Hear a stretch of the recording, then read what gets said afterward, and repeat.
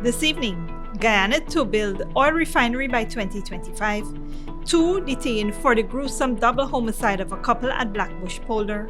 Bomb threats prompt evacuation at Bishop's High School. In the region, Venezuelan teachers and unions demand better salaries. And internationally, Pakistan food crisis, price of wheat skyrockets due to poor harvest.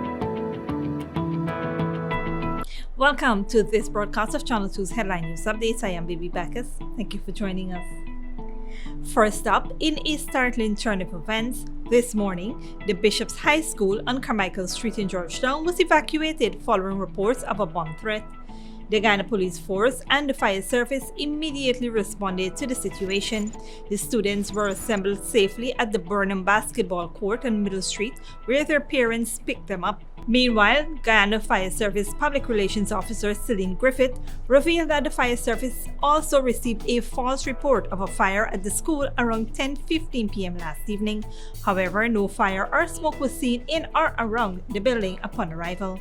The safety and well-being of the students and staff are paramount, and the authorities took all necessary measures to resolve the situation swiftly and efficiently. The bomb scare comes less than a week after another learning institution, the Christchurch Secondary School in Georgetown, was destroyed by a suspected arson fire. The investigations are ongoing and updates will be provided as soon as more information becomes available.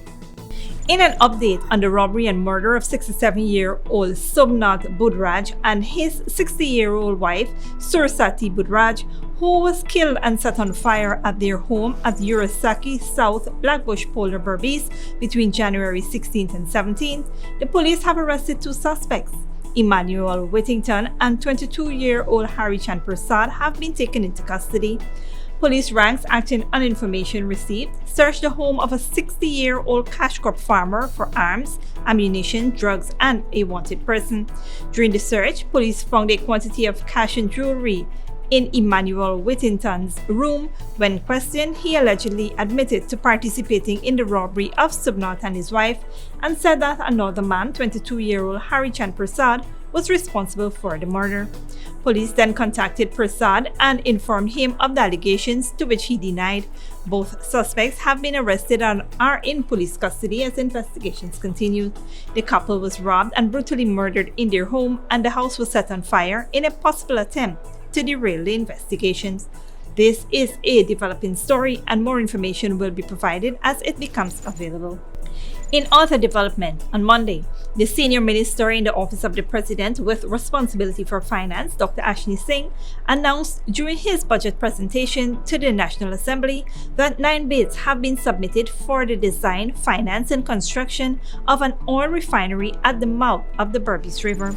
The bids are currently being evaluated. Once construction begins, the refinery is expected to be completed by 2025.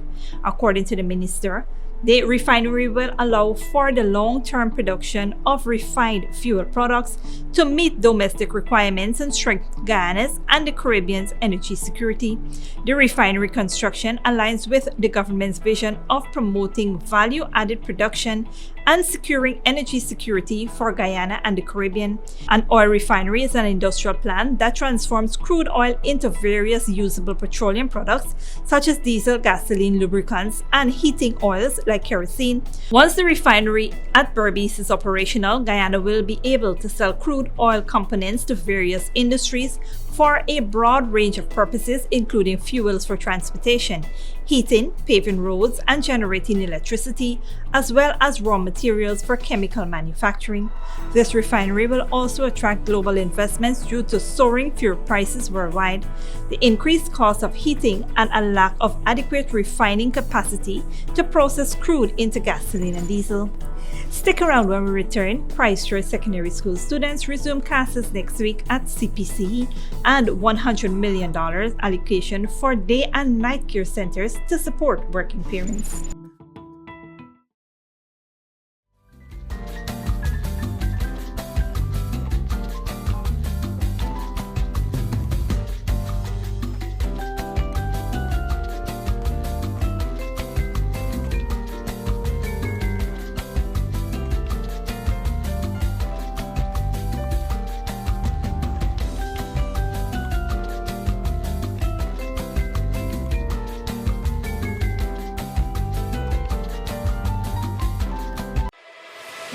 Furnishing your home or office has never been easier. Here at Kissoon's, our inventory of locally made and imported furniture, offered at amazing prices, will leave you wanting more. From vinyl, floor rugs and carpets, bedroom, dining and living room sets, mattresses, pillows, office desk, chairs and filing cabinets, outdoor benches and tables. We have a piece of furniture for every room imaginable in your home or office. Check out our flagship store at Industrial Site Rijnveld or one of our branches in New Amsterdam, Port Morant, Riverton and Camp Street. Kissoon's Furniture, furnishing homes for over 50 years.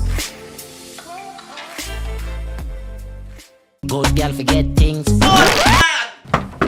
What's the problem, Granny? I want money for borrow for do a surgery. I was dancing and I fall and fracture my hip. If you need some quick money, you should check Lender's Jewelry and Pawn Shop. Lender's Jewelry and Pawn Shop, Lot 238 South Road Border, Georgetown. Get jewelry made to order in just 72 hours. We also accept vehicles. Lender's, best rates, longest payback period. Boys, I get through. Plus, I could dance again. Lender's Jewelry and Pawn Shop. When you need money and you gotta get it fast, Creative Jewelry and Pawn Shop is the place for that confidential transaction in a quiet and secure location. You'll get the highest value per pennyweight for your gold and also enjoy the lowest interest rates and longest payback period too. Yes, for that instant transaction to solve a pressing financial problem.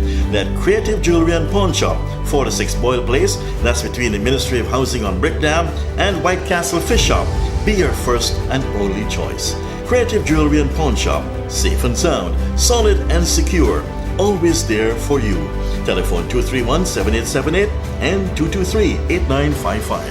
Sooner or later you will have another power failure. Are you prepared for the next blackout? Some essential equipment such as security cameras, lights, internet, gate motors, and water pumps may stop working. How can you prevent the next blackout? InverterTech has an affordable solution for you. A strong UPS system which uses the latest inverter and solar battery technology to prevent blackout. We smartly calculate your average power demand so you don't spend more than you need to. Call 223-2233 for more information.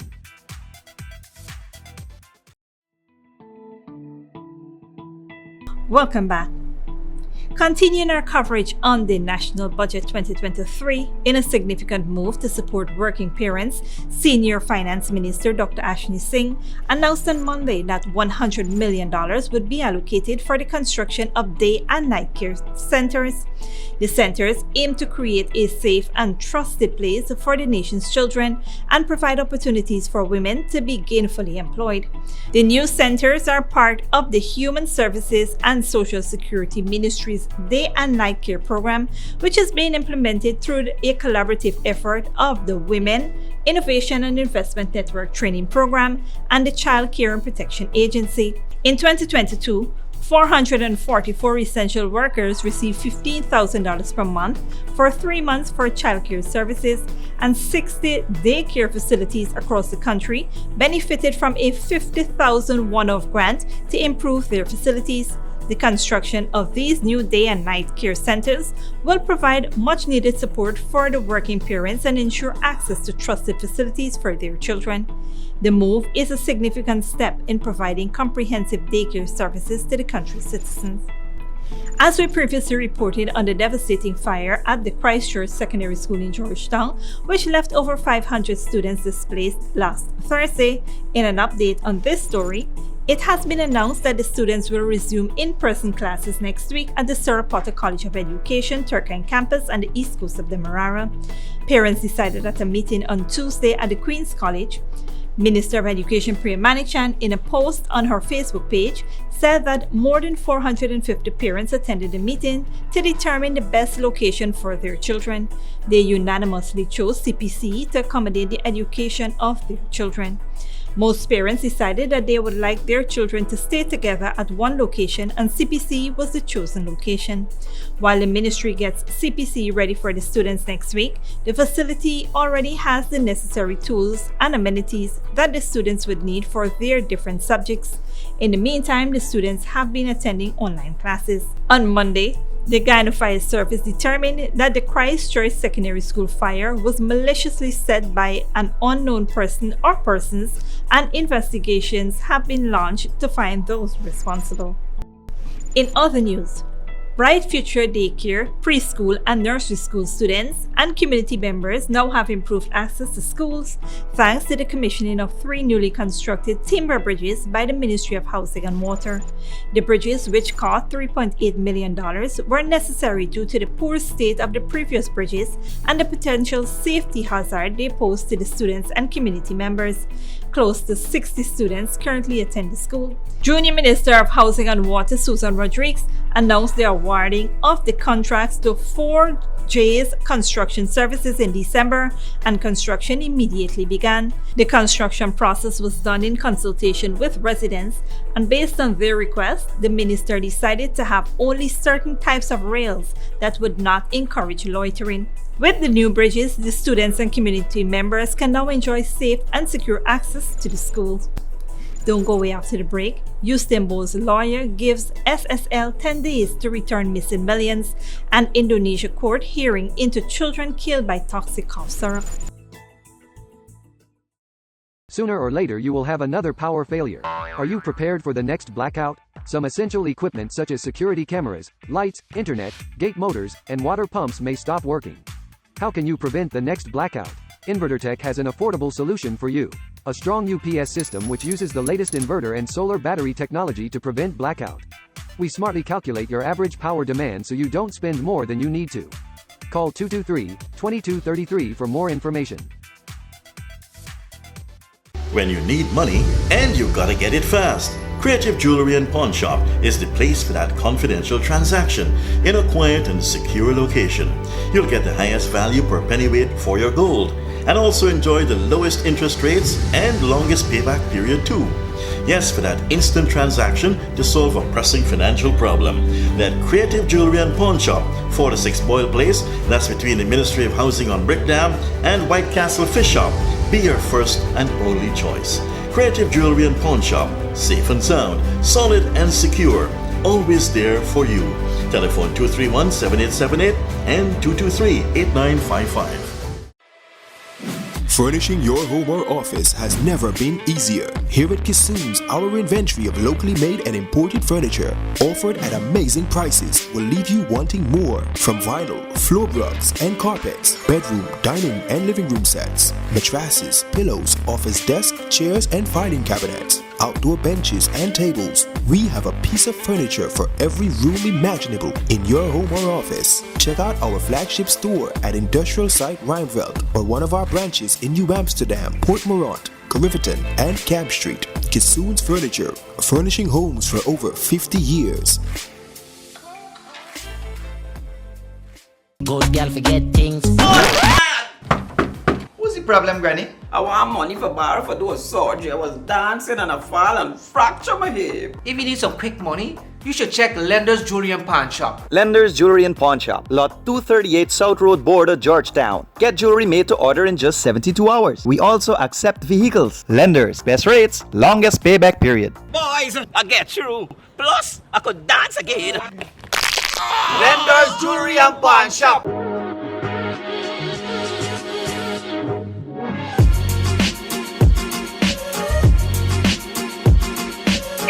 Hey, this is your fancy vehicle and it's your house? Yes, this is my vehicle and actually I'm waiting on my land. I'm actually renting this house for $50,000. $50,000? You head boy, you crazy, you mad, you head no good. Why you buy? Look, let me show you the light. Come with me.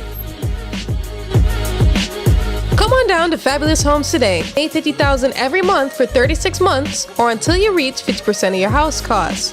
Move in after 75% of the cost has been paid. This is wonderful. Let's go. Sign me up. Alright, let me go and dash away your landlord. To explore our home ownership program, check our Facebook page for more information or come down to our office at Avalon Friendship. Hey, Chinese, thanks, man. Thanks a lot, man. You got through? Yes. Call us at 227-1380 or 615-8740. Fabulous Homes International Realty, changing tenants into homeowners. At Fabulous Homes, we bring your dreams to life. Welcome back. Now let's take a look at what's happening in the region and around the world. In Jamaica, retired sprinter Usain Bolt has given Stocks and Securities Limited 10 days to return his missing funds or face legal actions in the case of a reported fraud at the investment firm. Bolt's legal team claims that his account, which reportedly held over $12 million on October 31st, 2022, now contains only $12,000. Bolt is among more than 20 people who have had their accounts depleted in the reported fraudulent activities now being probed at SSL. The Financial Investigations Division and the Jamaican Constabulary Forces Fraud Squad are investigating the case, with a temporary manager appointed by the Financial Services Commission. We now turn our attention to our neighbor to the west, as public sector workers and pensioners in Venezuela have marched in several cities to demand better salaries as the government struggles to fight spiraling inflation. Al Jazeera's Teresa Bow reports. On the streets to demand a pay rise in a country that's struggling with one of the highest inflation rates in the world. Venezuelan teachers and members of other unions say the government needs to act immediately to increase their wages. A teacher in Venezuela today earns $7, $10, $15, and $20 a month, and those who make between $20 and $25 are earning a partial salary. Why do I say partial salary? Because it's only enough to buy half a carton of eggs, half a kilo of meat. We don't have a salary to survive on. They marched to the prosecutor's office in Caracas to make themselves heard. Last year, Venezuela's inflation rate was more than 300%, according to unofficial estimates. These people say they haven't received a salary increase since March 2022. Today, not only teachers but all public servants are just scraping by. President Maduro, this is not a lie. This is reality. We're eating chicken feet and chicken necks while you scoundrel, eat at the best restaurants. Nicolás Maduro's government has been trying to reduce public spending and raise taxes to lift Venezuela out of the hyperinflation that has forced more than 7 million people to leave the country in recent years. The government is struggling with US sanctions. In 2019, it relaxed private sector regulations to allow more foreign currency inflows. While some industries have benefited, millions continue to struggle. President Maduro blames the US for the current economic situation. Let's look for a common destiny for Venezuela, a common goal. And this must be to say in one united voice, enough with the sanctions. Joe Biden's government lift all the criminal sanctions against the Republic of Venezuela. Enough of these criminal sanctions. People here say it's not just sanctions that are hurting them, but also the government's mishandling of the economy. And that's why they say they will continue to protest until their demands are met. Teresa Bo, Al Jazeera. Internationally, in Pakistan, inflation has led to a deepening food crisis. The price of wheat has skyrocketed since the Ukraine war disrupted supply chains. Al Jazeera's Victoria Gatimbi reports. These low-income workers in Islamabad scramble to buy a bag of government-subsidised flour. Inflation disproportionately affects the poorest in society. Across Pakistan, many are struggling with the rising cost of living. It's been hugely difficult to live on our earnings. I'm a daily labourer. I have to queue up for up to 3 hours to purchase subsidised flour. The regular prices are unaffordable. Soaring inflation is just one challenge. Pakistan is also facing a foreign exchange crisis. These importers are protesting outside a bank about a shortage of dollars. They can't get credit to pay for the goods they're importing. It means thousands of containers packed with essential food items, raw materials and medical equipment are stuck at the port in Karachi. We demand the government immediately provide dollars so that we can get our consignment released from the port and prevent huge losses in shipping fees. Importers who've been in the business for 35 years say they've never seen it this bad. We have barely 25 days of stock left. If the dollars are not released immediately, there'll be an immense shortage of grain during Ramadan, meaning further hardship. Pakistan is still recovering from last year's historic flooding.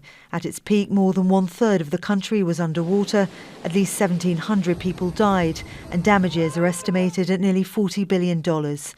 Last week, the United Arab Emirates agreed to defer the repayment of a $2 billion loan and provide an extra $1 billion.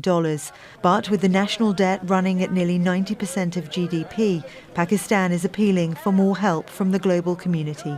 Victoria Gatenby, Al Jazeera. And finally, families of 200 Indonesian children who died after consuming tainted cough syrup have demanded restitution at an Indonesian court, which has started hearing their class action lawsuit against government agencies and pharmaceutical companies. Al Jazeera's Jessica Washington reports. 9-month-old Shaquina died in October, not long after this video was taken. She's one of almost 200 young children in Indonesia whose kidneys were damaged after ingesting medicinal syrup containing toxic chemicals. My daughter died on October the 14th. I miss her all the time. She always wanted to be close to me. Authorities say the contaminated products contained dangerous levels of ethylene glycol and diethylene glycol, liquids used in antifreeze. The syrups were recalled, and now Shaquina's family is one of 25 demanding justice. The class action lists 11 parties as responsible, including pharmaceutical companies, chemical suppliers, the National Drug Regulator, and the Ministry of Health. They're asking for almost $130,000 for each child who died and $68,000 for those who were injured. Safitri Pusparani's son died just a month after his 8th birthday. As mothers, you can't ask, when will you stop feeling sad? When will you move on? We can't move on. Now we're here because we have to fix something. If we keep quiet, other children may become victims in the future. This is just a procedural hearing to check documentation, but the families say it's an important first step and have invited other parents to join their case.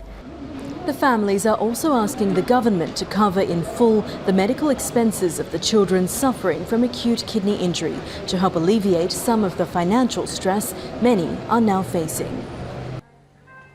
Some of the survivors have severe neurological damage and cognitive impairment. Their parents say they were healthy children who now can no longer walk, talk and eat and are almost completely unresponsive. There are so many treatments that are not covered by the public health insurance. That's why we are asking to classify this as an extraordinary event, so all the expenses can be fully covered. Desi Permatasari has spent the past 5 months at her daughter Shayna's hospital bedside. What mother's heart wouldn't break? My healthy girl used to run around. Now she can only lie down. She needs a breathing aid. They made a hole in her throat and she has to drink through a tube. The parents say they find comfort and support in one another as together they seek justice for their children. Jessica Washington, Al Jazeera, Jakarta. This brings us to the end of the regional and global news coverage. Up next is the 3-day weather forecast.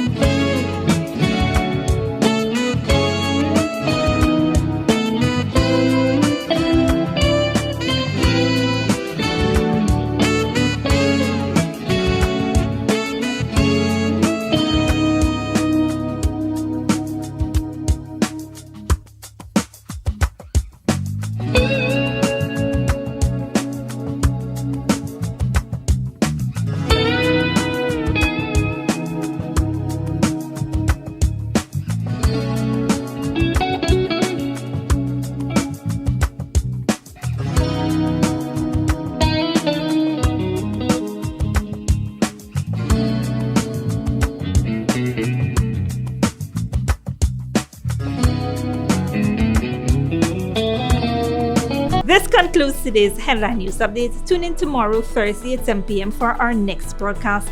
For more news and updates, visit our Facebook and YouTube pages. Until then, please take care of yourself and each other.